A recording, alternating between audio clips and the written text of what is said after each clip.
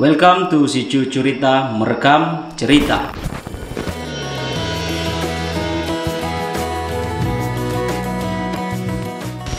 Hari ini kita kedatangan tamu dari ibu kota yang bernama Salman Dianda Anwar atau lebih akrab disapa Bang Salman. Beliau merupakan mahasiswa aktif sebagai aktivis 98 dan mendapatkan julukan Macan UGM pada zaman perkuliahan atau di zamannya sebagai seorang mahasiswa. Beliau juga menjadi pengurus atau wakil senat dan pengurus keagama. Selamat datang Pak Bang Salman. Assalamualaikum. Waalaikumsalam warahmatullahi wabarakatuh. Selamat datang di studio kami. Dan beliau juga mantan pengurus KKMSB Pusat dan sekarang juga jadi ketua JTF. Kami mau sedikit memberikan kesempatan kepada Bang Salman untuk menceritakan proses perjalanan Bang Salman selama menjadi seorang mahasiswa hingga akhirnya berkeluarga dan hidup di Yogyakarta, di Pulau Jawa. Ya cukup panjang ya ceritanya. Jadi pada saat pendaftaran Sipenmaru namanya mungkin waktu itu,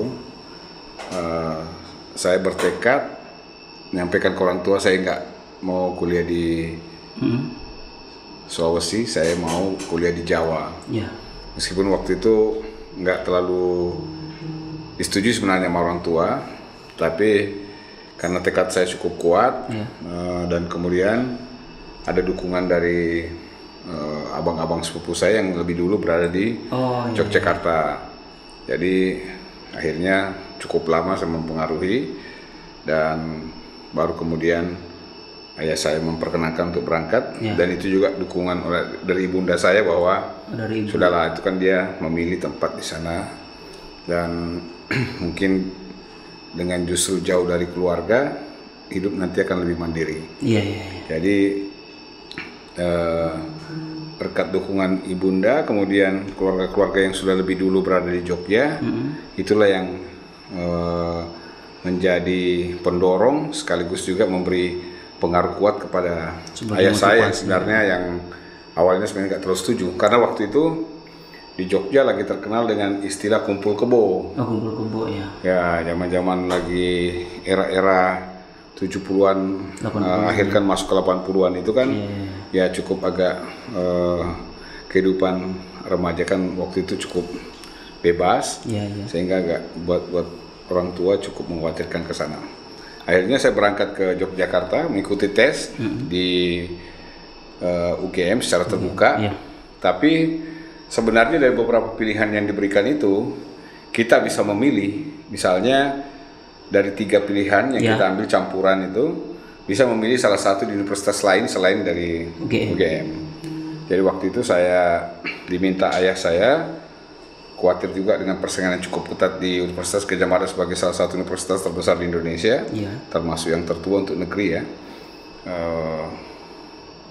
Saya bilang sebaiknya kamu satu mengambil di Sulawesi.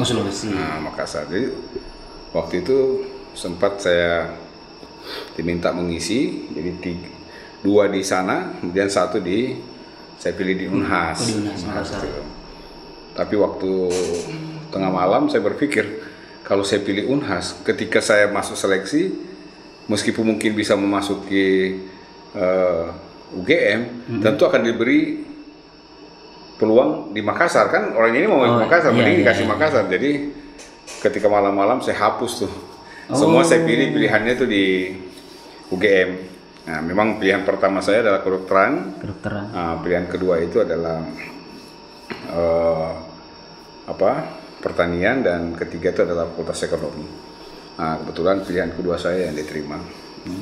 Berlanjutlah dari situ, kemudian di kampus ya maklum ya ada cerita-cerita lucu juga.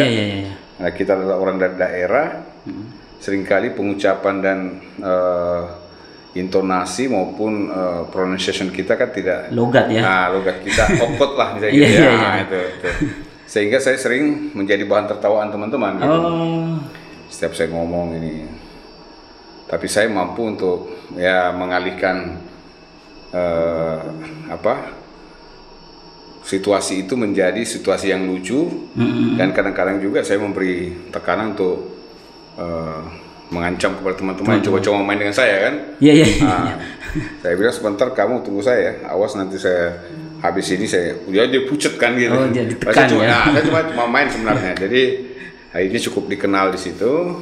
Jadi teman-teman boleh dikata dari sekian banyak yang ikut ospek itu mengenal saya, dan mulailah di situ dalam beberapa kegiatan di kampus mereka cukup kenal saya, dan dosen pun begitu karena dianggap ada beberapa statement-statement yang lucu. Jadi mulai dari situlah saya masuk kuliah, dan syukur alhamdulillah dari sedikit yang diterima, saya termasuk salah satu yang diterima di Universitas Gadjah Mada. Kemudian berlanjut, saya aktif di organisasi ekstra kampus maupun yang intra kampus. Kalau ekstra kampus itu saya aktif di himpunan mahasiswa Islam. Kemudian yang di intra kampus saya aktif di pengurus BEM.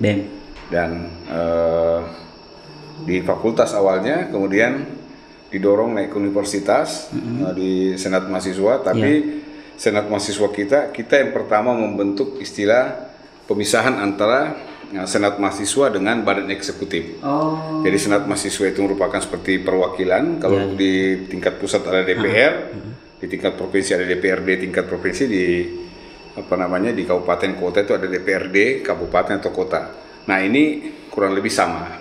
Representasi dari tiap fakultas yang merupakan senator-senator kita itu dalam lembaga senat. Nah untuk pelaksanaan eksekutifnya, kegiatan-kegiatan kemahasiswaan seperti ospek, kemudian pameran dan lain, itu akan dikelola oleh lembaga yang bernama Badan Eksekutif Mahasiswa. Jadi Badan Eksekutif Mahasiswa ini merupakan lembaga yang pertama diistilahkan oleh Gadjah Mada di eranya waktu itu adalah eranya Pak Anies Baswedan bersama-sama kami semua dulu. Kenapa bisa julukan semacam macan UGM itu bisa diberikan kepada Bang Salman? Ya. Kan kita kan kalau di sebenarnya itu kan kalau dalam perjalanan aktivitas saya di UGM, karena kita ini adalah organisatoris yang punya visi dan misi yang sama, kita juga aktif di lembaga ekstra kampus dan kemudian beraktivitas di intra kampus. Ya ibarat kita punya partai dalam tanda kutip. Di luar yang namanya itu HMI. Itu kan artinya kan kita mendapatkan posisi di dalam kegiatan di kampus berkat sokongan juga dari organisasi kita yang berada di ekstra kampus, yang mempunyai members dan anggota di kampus, sehingga kita didorong untuk menduduki jabatan-jabatan sesuai dengan kompetensi dan keahlian dan pengalaman yang dilihat, kita dorong di situ. Sehingga apa yang saya lakukan itu merupakan juga bagian dari pelaksanaan visi dan misi dari organisasi baik itu yang intra maupun yang ekstra. Sehingga kita ada pembagian tugas. Jadi ada yang bertugas duduk secara representatif di perwakilan tadi yang di senat, ada yang duduk di eksekutif, kebetulan saya duduk di sana. Kemudian juga dalam kegiatan-kegiatan beberapa fungsi sosial mahasiswa untuk melakukan kritik terhadap pemerintah, saya seringkali menjadi korlap. Korlap yang ditugaskan untuk memimpin demonstrasi kaitannya dengan misalnya demonstrasi untuk undang-undang lalu lintas yang termasuk penggunaan helm dulu itu kan kita cukup menentang undang-undang itu. Kemudian pencabutan SDSB itu kan di Yogyakarta yang pertama yang jumlah masanya paling besar, dan kemudian SDSB itulah kita menolak pemberlakuan SDSB untuk kemudian dicabut yang sebelumnya bernama Porkas dan sebagainya itu. Dan kita di Yogyakarta waktu itu kalau nggak salah lebih dari 10.000 massa untuk pertama kali di era Orde Baru itu massa yang cukup besar melakukan tekanan terhadap pemerintah. Kemudian diikuti daerah-daerah lain, Bandung, Jakarta, Semarang, Makassar dan sebagainya. kemudian kita berangkat ke Jakarta untuk melakukan rapat dengar pendapat dengan DPR, dan kemudian karena tekanan massa yang begitu besar, Pak Soeharto waktu itu lagi berada umroh atau haji di Tanah Suci, kemudian akhirnya dari sana diputuskan dan dicabut. Nah itu kalau nggak salah, saya masih ingat persis, nama menterinya itu Ibu Intan Suweno, Menteri Sosialnya, istri dari salah satu jenderal TNI, ABRI waktu itu. Kemudian Ibu Khofifah itu salah satu anggota DPR dari fraksi P3 kalau nggak salah. Kemudian ini Bang Salman, dengan beberapa atau berbagai macam pengalaman yang dimiliki, kenapa Bang Salman ini lebih memilih berkarir di sana dibandingkan kembali ke daerah untuk membangun daerah? Oh ya, ya sebenarnya sih ya ada keinginan juga untuk aktif di daerah. Tentu karena kita punya jaringan cukup besar di Jawa, dan pengalaman, pemahaman, dan saya kan sudah ikut aktif di sejak tahun 90-an ya. Jadi kondisinya kan sudah, kalau kita hitung-hitung sekarang kan sudah sekitar 30 tahun ya. Jadi jejaring saya sudah jadi di sana, dan saya sebenarnya ingin membantu memajukan daerah saya. Tapi kan cara membantunya itu kan macam-macam. Berbagai macam cara. Kita bisa terlibat langsung melalui partai politik. Kalau di pemerintahan saya udah nggak bisa karena saya bukan PNS. Nah, kalau PNS itu kan ada batas usia dan eselon dan jabatan itu kan diatur. Sehingga saya nggak bisa masuk ke ranah itu kan. Kalau kita wira swasta ya kita bisa berbisnis di sini. Ya saya pernah mencoba di tahun 2009 kalau nggak salah itu ikut pertarungan di calon anggota Dewan Perwakilan Daerah, tapi sempat artinya tapi untuk menawarkan diri lah bahwa dengan jejaring saya dan pengalaman saya, kalau masyarakat memberi kepercayaan dan kesempatan, insya Allah saya bisa siap untuk mengabdikan diri. Tapi karena waktu itu belum mendapat kesempatan, jadi saya memilih saya kira dimanapun saya berada, selama bisa berbuat baik, berbuat kebajikan dan memberi manfaat kepada orang banyak, saya kira itu jauh lebih bermanfaat. Dan saya kira meskipun saya di Jawa, di Jakarta, kalau daerah saya membutuhkan ada bantuan-bantuan untuk channeling ataupun mungkin informasi dan sebagainya, saya sebenarnya bisa tetap membantu. Dan itu saya lakukan dengan beberapa kabupaten, termasuk dengan provinsi di awal-awal ya. Kabupaten Majene yang cukup banyak juga saya bantu, Mamuju Utara dulu. Nah kebetulan bupatinya kawan saya. Kalau di sini kan Bupati Majene cukup aktif lah, mereka meminta. Jadi ada SMK kita support di sana, dan beberapa fasilitas perkantoran saya cukup membantu di Jakarta untuk jaringan kita di sana. Nah sebenarnya kemarin juga di Polman saya sempat menawarkan bahwa kalau kita ingin supaya percepatan pembangunan di Polman bisa berjalan, saya kira aksesibilitas itu menjadi hal yang utama. Karena misalnya pengalaman saya ingin membuat sebuah acara di Polewali Mandar ini, perhitungan para pembicara dan pelaksana kegiatan yang saya ajak ke sini, misalnya OJK, mereka meminta jaminan waktu, hari ini kita tiba bisa pulang nggak sorenya. Nah, ini kan tidak mungkin kita lakukan karena kita hanya ada bandara di Mamuju atau di Makassar. Dan itu jarak tempuhnya pasti lebih dari 5 jam. Jadi itu menjadi pertimbangan. Kalau orang bisnis kan waktu, time is money kan. Jadi waktu itu adalah uang, sehingga mereka sangat berhitung. Nah oleh karena itu saya menyarankan kepada Bupati dan teman-teman yang di Polman, kita harus mendesain ada bandara di kota ini, sehingga ada pembagian tugas antara Majene sebagai ibu kota pendidikan, kemudian Mamuju sebagai ibu kota pemerintahan, kemudian sebagai ibu kota provinsi dan pemerintahan provinsi, kemudian ibu kota jasa perdagangan. Nah harusnya kan di Polman itu. Pariwisata kita arahkan ke Mamasa. Untuk kawasan agroindustri Mamuju Utara. Itu kan Mamuju Tengah, kurang lebih sama lah itu karakternya. Sehingga semua yang ada di kabupaten yang ada di Sulbar ini mengambil peran dan punya posisi yang kuat masing-masing untuk saling membesarkan. Jadi jangan ada yang ditinggalkan hanya karena dia berada di epicentrum pemerintahan, sehingga mereka yang paling banyak mendapatkan anggaran. Betul. Dan pengalaman Jakarta yang menjadi pusat ibu kota itu, tempat perputaran uang sampai 75%, itu bisa terjadi juga duplikasinya di Sulawesi Barat kalau kita tidak ada desain perencanaan yang bagus. Jadi sebenarnya bisa aja, bisa sebenarnya seperti itu harapan kita, tapi tentu ya kita membutuhkan respon dari para pihak yang membutuhkan sinergi dan kolaborasi antara kita ini. Secara prinsip kami dari warga yang berada di perantauan siap sebenarnya. Jadi tidak ada sebenarnya bahwa kenapa saya harus melakukan aktivitas di Jakarta atau di ibu kota ketimbang berada di kampung. Cuma saya melihat di mana fungsi saya dan peran saya bisa lebih optimal. Saya bisa memberi manfaat, bisa eksis di situ dengan seluruh potensi yang saya miliki, ya saya akan lebih memilih situ. Kebetulan saat ini posisinya di Jakarta dan Yogyakarta, saya cukup bisa mengambil peran yang cukup besar itu. Dan sebenarnya manfaat dari kita berada di ibu kota ini bisa kita manfaatkan untuk daerah kita. Betul. Misalnya boleh dikata ada 7 menteri itu kan satu alumni dengan saya.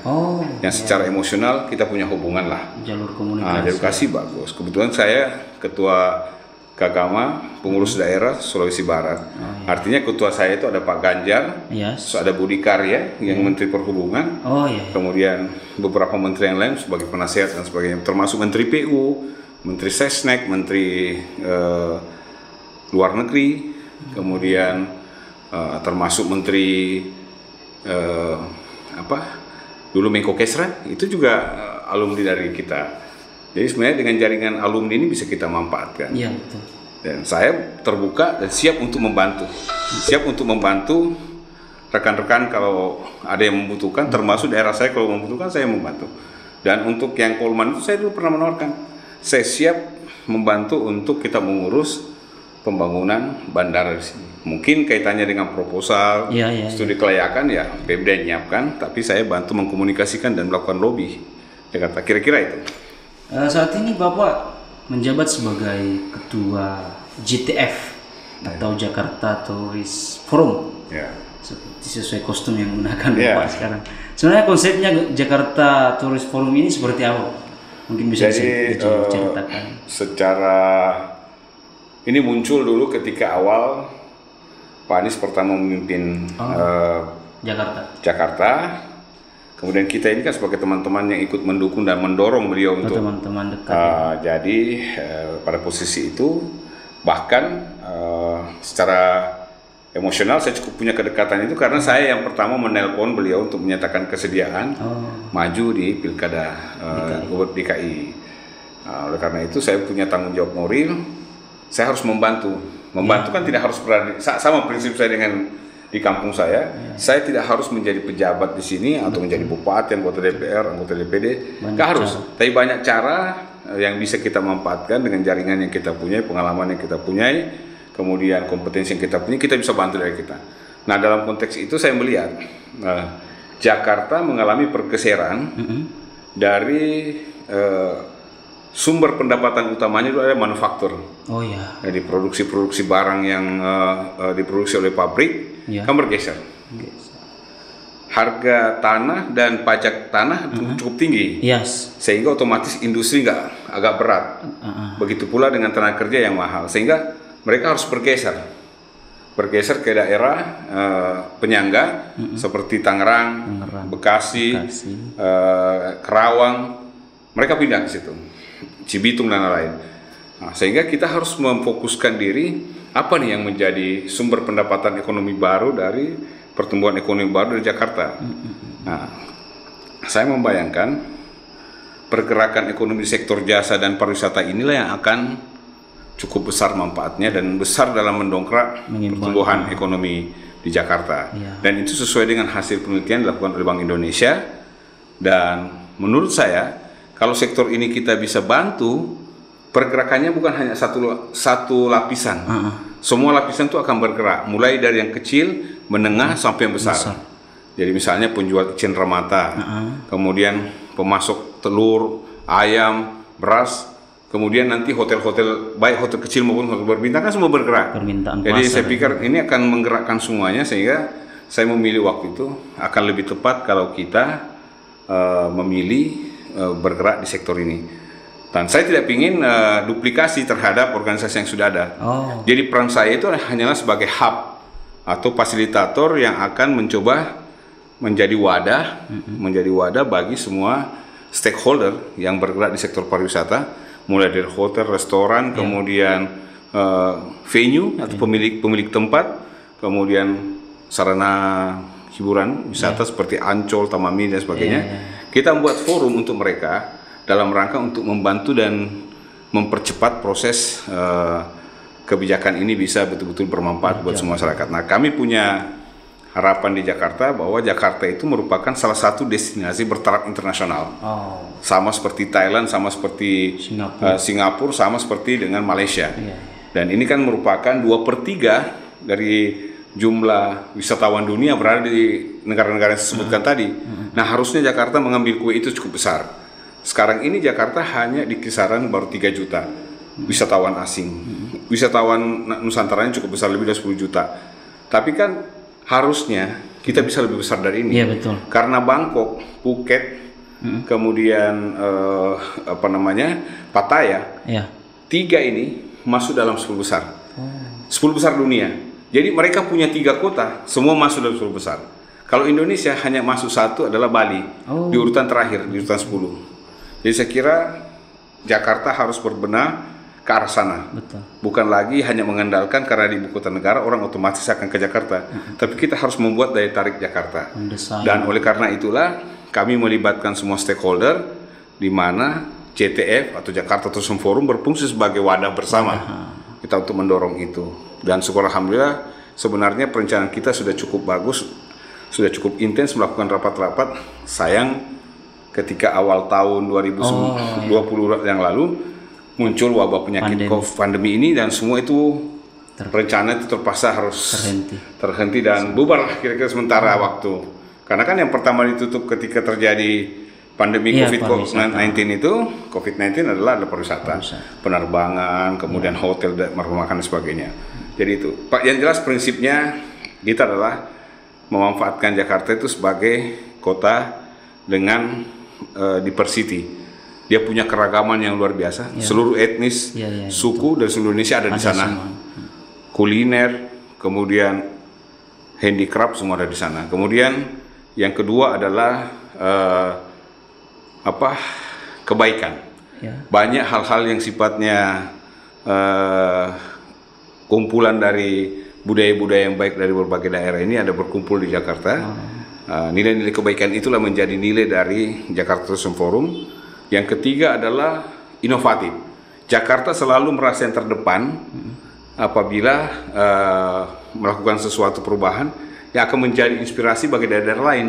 Jadi kita berharap harus selalu ada inovasi dari Jakarta sebagai ibu kota negara dan pusat pemerintahan, kota paling terbesar di Indonesia yang setara dengan kota-kota besar dunia, harus selalu memberi inovasi. Nah, kita sekarang bersyukur Jakarta sudah berupaya untuk membuat transportasi umum di Jakarta itu tersambung dan terintegrasi. Mudah-mudahan di pertengahan tahun ini akan ada launching. Kita akan mengeluarkan Pemprov DKI dengan BUMD DKI bekerjasama dengan pemerintah pusat akan mengeluarkan single card yang akan bisa digunakan kemana saja, menggunakan apa saja bisa menggunakan satu kartu. Ya seperti kalau di luar negeri ada Octopus, nah di Jakarta pun nanti akan ada. Kita cuma belum tahu namanya apa, mungkin nanti Pak Gubnya akan memberikan nama.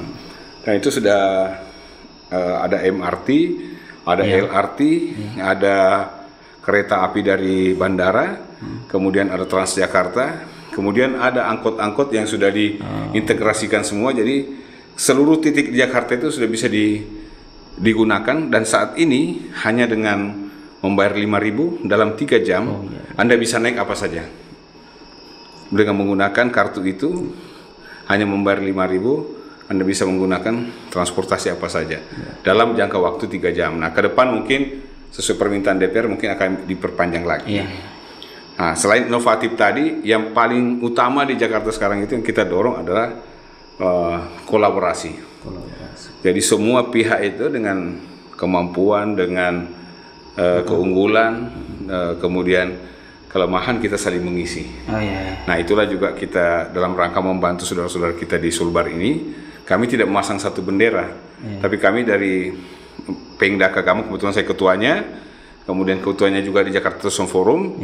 Nah, memang secara sendiri-sendiri kita mengumpulkan dana, terus kemudian kami dapat donasi, kita bersatu membuat organisasi bersama untuk menggalang donasi dan penyaluran bantuan.